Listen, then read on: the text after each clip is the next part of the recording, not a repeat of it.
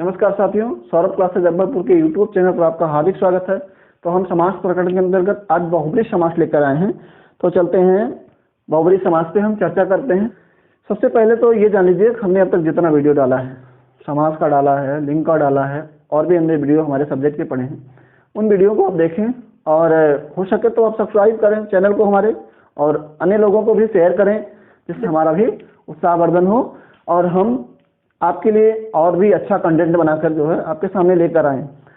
तो हमारे Telegram channel को आप सब्सक्राइब करें जिससे कि आपको समय समय पे नोटिफिकेशन भी मिलता रहे और आपके पास वीडियो समय से पहुंच जाए, और सूचनाएं भी आपको जो है अतिरिक्त जो भी रहेंगी वो आपको मिलती रहेंगी। तो हमारी कोशिश ये है कि आपको अच्छा से अच्छा कंटेंट आपको दें। तो दोस्तों, आप हमारे चैनल को सब्सक्राइब करें, टेलीग्राम चैनल को ज्वाइन करें और हमें फेसबुक पर भी फॉलो कर सकते हैं। तो हम शुरू करते हैं बहुव्रीहि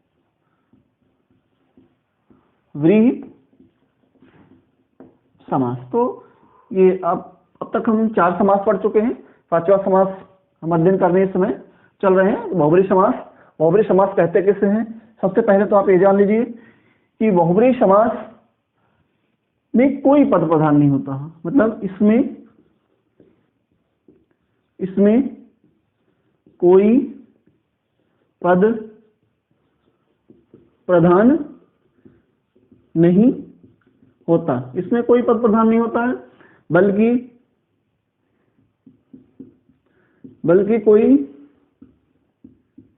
कोई तीसरा पद प्रधान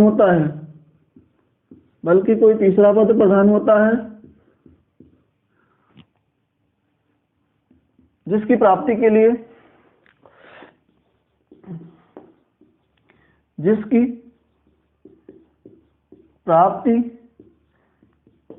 लिए हमें विग्रह करते समय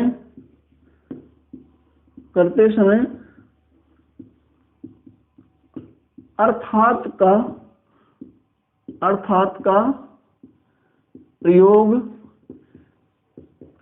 करना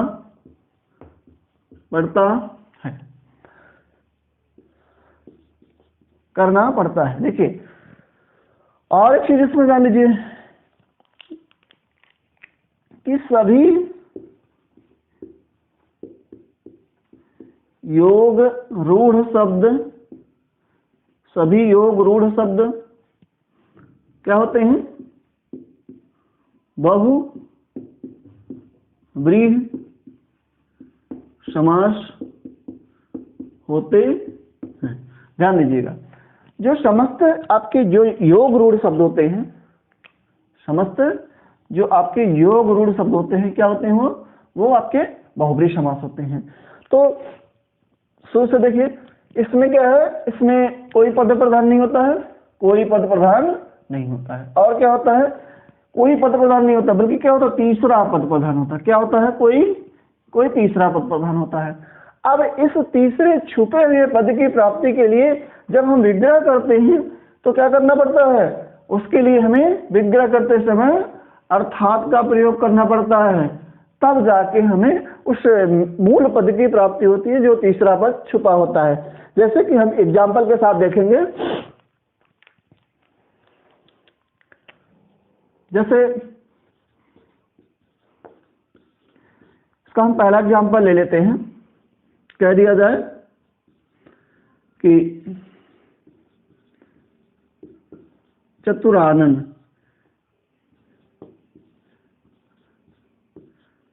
त्रिनेत्र, चतुरानन हो गया, त्रिनेत्र हो गया, पंचानन, और क्या होगा? मीनाक्षी, और क्या होगा? मीनाक्षी,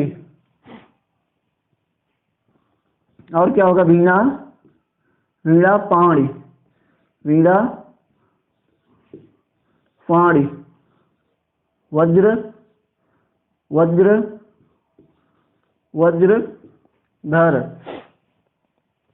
वज्रधर, और क्या होगा?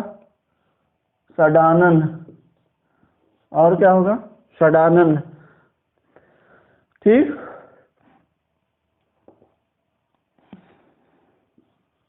पुंडरीकाक्ष, पुंडरीकाक्ष, पुंडरीकाक्ष,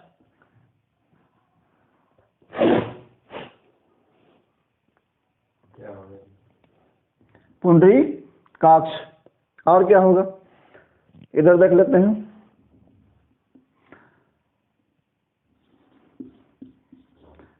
मेघनाद, दशानन, मेघनाद, दशानन, मेघनाद,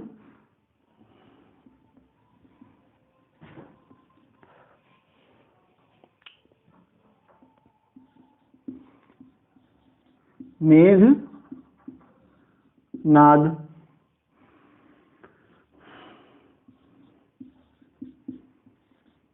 दशानन,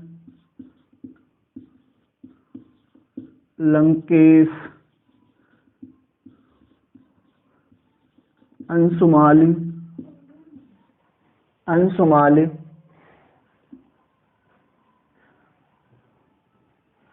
अंशुमाली। और उसके बाद जो है इसी में आप देखेंगे तो इंद्रजीत भी आएगा। इंद्रजीत। तो पहले हम इन सब एग्जाम्पल्स का पहले हम विग्रह कर लेते हैं और जान लेते हैं कैसे इसमें बहुब्री समास होगा। तो सबसे पहले हम चतुरानन का विग्रह करेंगे। तो इसका क्या विग्रह होगा? चार मुख हैं जिसके। तो देखेंगे कुछ अधूरा लग रहा है। चार हैं मुख जिसके, जब हम अर्थात का प्रयोग करेंगे तो वो पद प्राप्त हो जाएगा। वो पद क्या होगा? वो पद होगा आपका ब्रह्मा। क्या होगा? ब्रह्मा। फिर देखिए त्रिनेत्र, तीन है नेत्र जिसके, इसका जो विग्रह होगा तीन हैं नेत्र, तीन है नेत्र जिसके, अर्थात तीन है नेत्र जिसके, अर्थात कौन है तीन नेत्र जिसके हैं? तो वो आपका कौन है? शिव। कौन है? शिव। फिर देखेंगे आपका पंचानन। पंचानन का क्या होगा? पांच आनन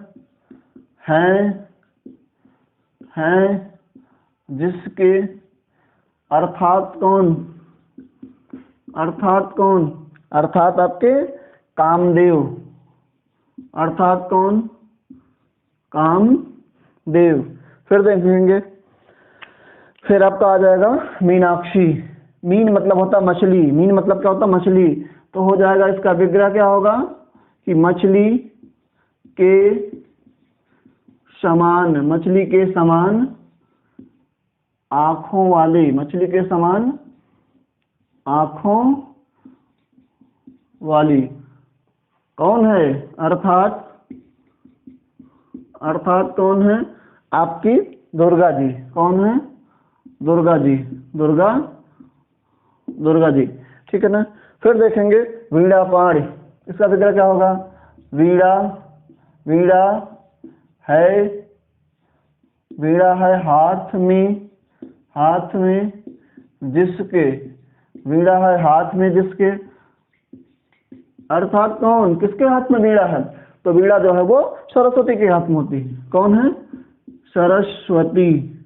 सरस्वती जी के हाथ में वीणा होती है। तो वीणा पाणी किसका पर्यायवाची हो गया? सरस्वती का हो गया। ठीक है ना। तो अब देखेंगे वज्रधर। तो वज्र एक प्रकार का अस्त्र है। तो क्या हो जाएगा? वज्र को, धर मतलब धारण, धर मतलब धारण करने वाले कौन? वज्र को धारण करने वाले, अर्थात कौन वज्र को धारण करता है? तो इंद्र है। कौन है? इंद्र है। ठीक है ना। फिर देखेंगे षडानन। षडानन किसका पर्यायवाची होगा? तो षडानन आपका जो है कार्तिकेय का है। लेकिन इसका विग्रह कैसे होगा? तो षडानन का विग्रह होगा, षड मतलब छः, छः मुख, छः मुख या आनन हैं, छः मुख या आनन हैं जिसके, छः मुख या आनन हैं जिसके, अर्थात कौन, अर्थात कौन, शंकर जी के पुत्र कौन, कार्तिकेय, कार्तिकेय, कार्तिकेय, ठीक है ना। फिर देखेंगे पुंडरीकाक्ष। देखिए पुंडरीक मतलब होता है कमल, पुंडरीक मतलब क्या होता है, कमल। अवक्ष मतलब होता है आँख, अक्ष मतलब क्या होता है, आँख। तो पुंडरीकाक्ष का मतलब होता है कि कमल की, पुंडरीक मतलब होता है कमल, कमल के समान आँखों वाले, तो कमल के समान आँखों वाले अर्थात, अर्थात कौन, अर्थात आपका विष्णु जी, कौन, विष्णु, विष्णु जी। तो अब आप देखेंगे दूसरे एग्जांपल मेघनाथ पर। मेघनाथ का विग्रह क्या होगा, मेघ के समान गर्जना, मेघ के समान गर्जना करने, मेघ के समान गर्जना करने वाला। अब देखिए कुछ छुपा है, क्या छुपा है, अर्थात मेघ के समान गर्जना कौन करता है, अर्थात रावण का, रावण का पुत्र, क्योंकि मेघनाथ का कोई नाम नहीं है, मेघनाथ का कोई नाम नहीं है और उसका नाम मेघनाथ भी पड़ा तो एक उपमा उसको दी गई, इसलिए उसका नाम जो है मेघनाथ पड़ा। और आपका जो है इंद्रजीत जो नाम पड़ा, इंद्रजीत नाम भी किसके कारण पड़ा, जब उसने इंद्र पर विजय प्राप्त की इसलिए उनका नाम इंद्रजीत पड़ा। तो देखिए दशानन का विग्रह क्या होगा, दशानन का विग्रह होगा कि 10 मुखों वाला या 10 मुख हैं, 10 मुख हैं, 10 मुख हैं जिसके, अर्थात कौन, 10 मुख हैं जिसके, अर्थात कौन, 10 मुख किसके हैं, रावण के, अर्थात कौन, अर्थात रावण। 10 मुख किसके हैं, रावण के हैं, 10 मुख किसके हैं, तो 10 मुख रावण के हैं। देखिए अगला विग्रह क्या होगा, लंकेश। लंकेश का विग्रह क्या होगा, लंका का ईश, लंका का ईश, अर्थात, अर्थात कौन, लंका का ईश अर्थात कौन, रावण। लंका का ईश मतलब जो है भगवान, तो लंका के निवासी जो है रावण को लंकेश क्यों कहते हैं, उसे जो है अपना भगवान मानते थे, इसीलिए उसे लंकेश कहते थे। लंका का ईश अर्थात कौन, रावण। फिर देखिए अंशमाल, देखिए अंश, अंश मतलब होता है किरण, माल मतलब माला, तो इसका जो विग्रह होगा क्या होगा कि किरणें ही जिसकी माला है, क्या होगा विग्रह, किरणें ही, किरणें ही जिसकी माला है, किरणें ही जिसकी माला है, अर्थात कौन, अर्थात कौन, सूर्य, अर्थात कौन, सूर्य, ठीक है ना।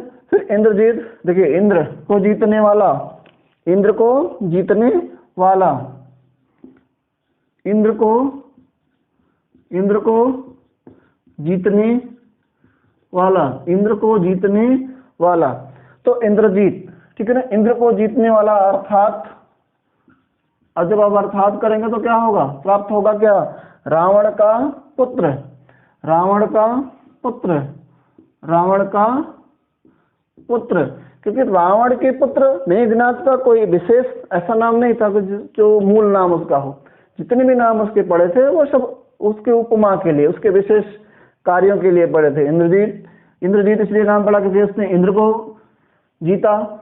मेघनाथ इसलिए उसका नाम पड़ा कि जन्म के समय ही उसने ऐसी गर्जना की कि मेघ के समान गर्जना की, इसलिए उसका नाम मेघनाथ पड़ गया, तो उसका मूल नाम कोई है ही नहीं।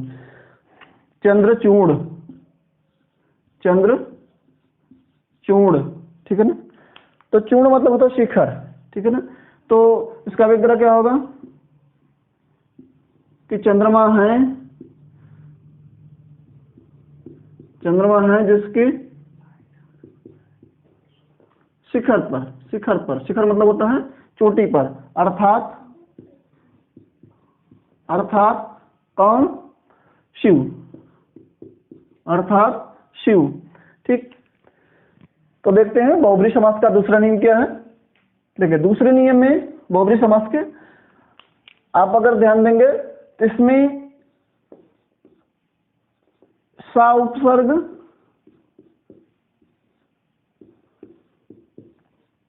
साथ की अर्थ में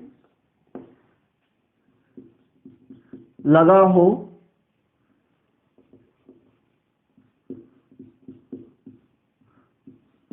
लगा हो कि मतलब अगर कहीं पर जो है किसी भी सामासिक पद में सा उपसर्ग लगा हो और किसके अर्थ में लगा हो? साथ के अर्थ में लगा हो। किसके अर्थ में लगा हो? साथ के अर्थ में लगा हो। तो ऐसे पद जो होंगे वो क्या होंगे? आपके आपके बहुब्री समास होंगे। कैसे? जैसे देख लीजिए एग्जाम्पल, जैसे कह दिया जाए साक्षर,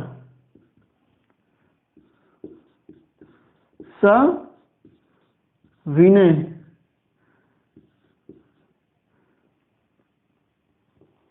सविनय, सप्रेम,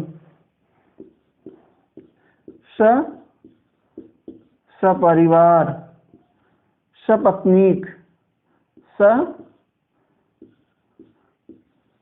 सपत्नीक।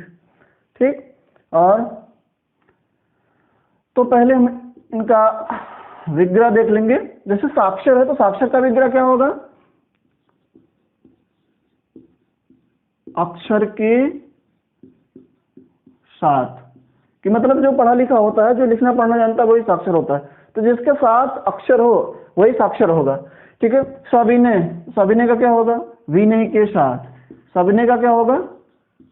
विनय के, विनय के साथ। सप्रेम का क्या होगा? प्रेम के, प्रेम के साथ। सपरिवार का क्या होगा? परिवार के, परिवार के साथ। ठीक है ना। तो इसी प्रकार से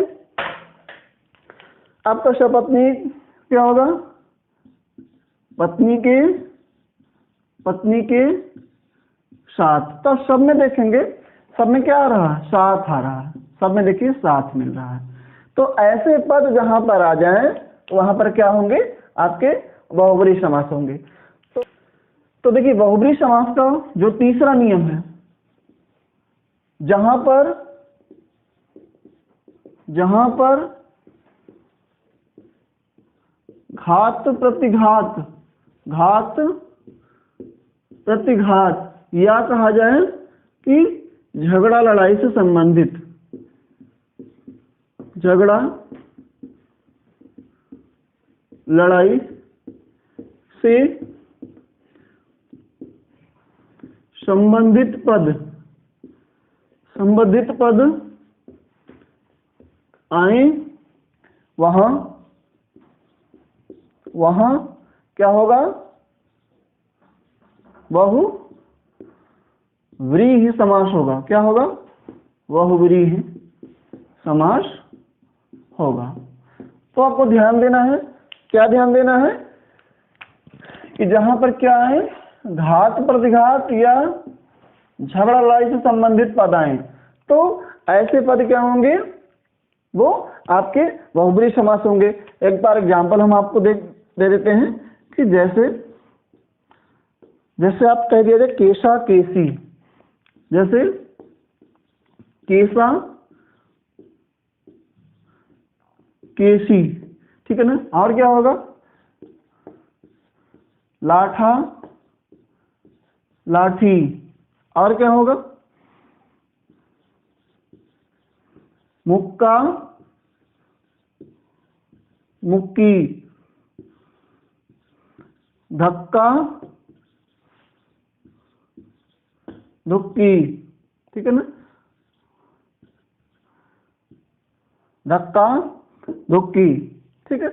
तो इस तरह के पद जहां पर आएंगे, केशा केसी, लाठा लाठी, धक्का धुक्की, मारा मारी, मारा मारी। अगर इस तरह के पद कहीं आए कि जहां पर पदों का दोहराव हो और क्या हो, झगड़ा लड़ाई संबंधित हो, तो ऐसे पद क्या होंगे आपके, बहुब्रीहि समास होंगे।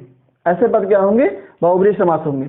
लेकिन अगर पद बदल गए, अगर पद बदल गए, जैसे कह दिया जाए कि मार मार पीट, पद अगर बदल गया, पद आपका अगर बदल गया, देखिए यह भी झगड़ा लड़ाई से संबंधित ही है, लेकिन पद जो है वो दोहराए नहीं जा रहे हैं, बल्कि दोनों पदों में अंतर है।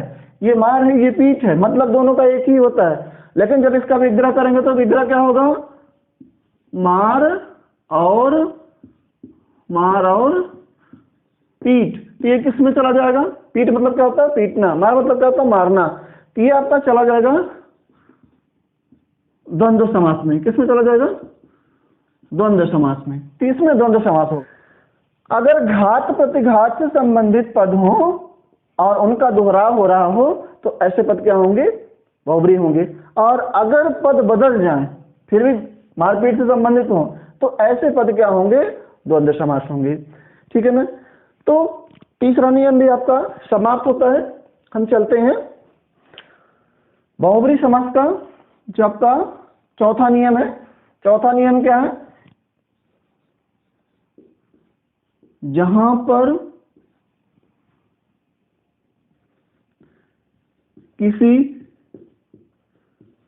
सामासिक पद के अंत में क्या लगा हो, ज, द और धी लगा हो, ज, द और धी लगा हो। ठीक। और वे क्या हो, और वे किसके पर्यायवाची हों, और वे किसके, कमल,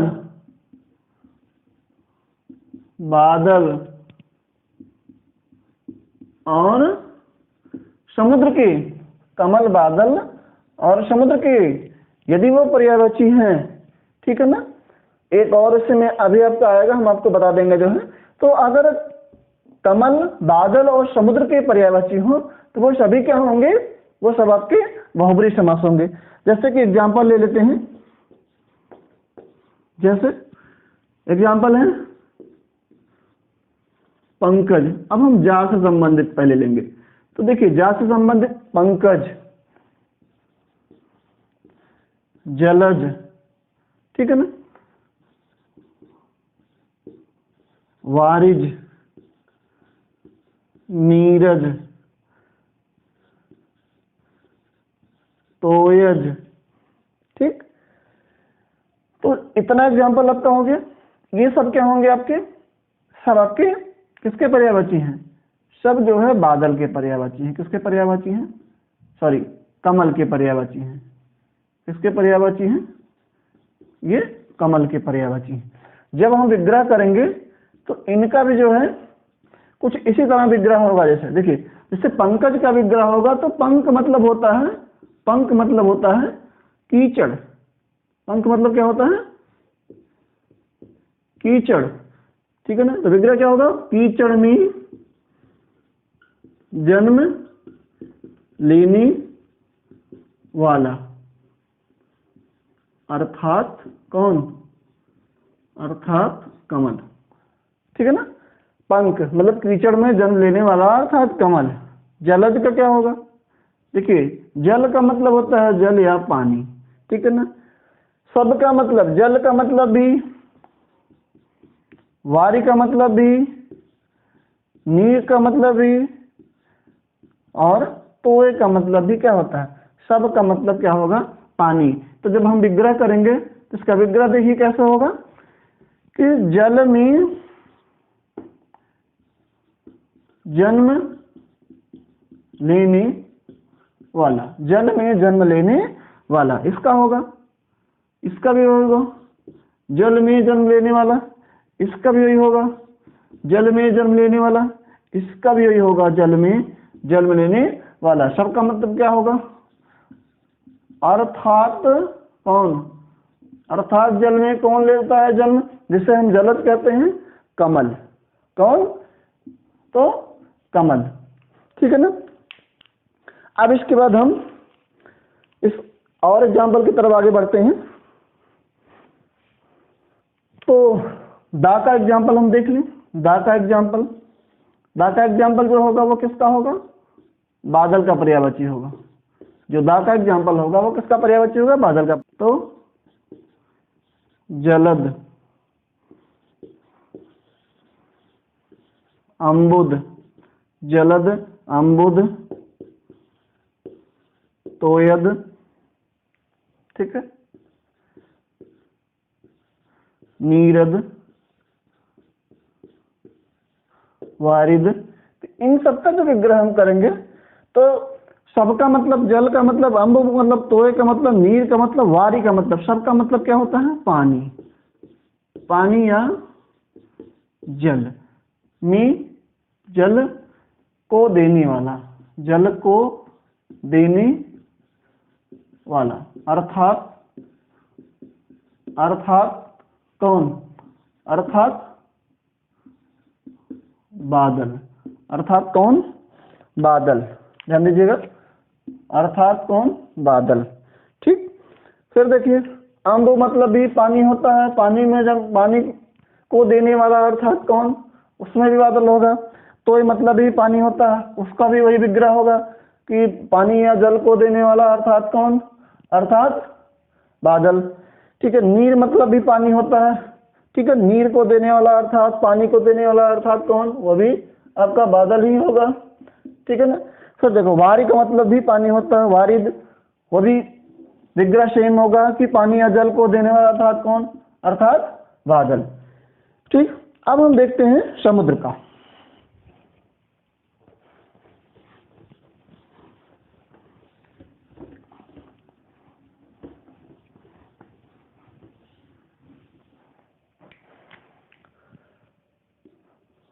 तो जिनके अंत में क्या लगा हो, धी, और धी किसके अंत में लगा होगा, समुद्र वाले पर्यायवाची में। जो समुद्र के पर्यायवाची होंगे उनके अंदर धी लगा हो। जैसे देखिए, वारिधि, ठीक है, अम्बुधि, तोयधि, ठीक है, जलधि। जब हम सबका विग्रह करेंगे तो एक ही विग्रह होगा, क्या होगा, सबका मतलब होता है पानी या जल, पानी या जल। अब धी का मतलब यहां होगा धारण करने वाला। तो पानी या जल को धारण करने वाला अर्थात कौन, अर्थात कौन, बादल। अर्थात कौन, बादल। तो साथियों, इस टॉपिक को हम यही समाप्त करते हैं। समास के अगले भाग के साथ कल हम आपके सामने फिर उपस्थित होंगे। तब तक के लिए शुभ रात्रि। जय हिंद।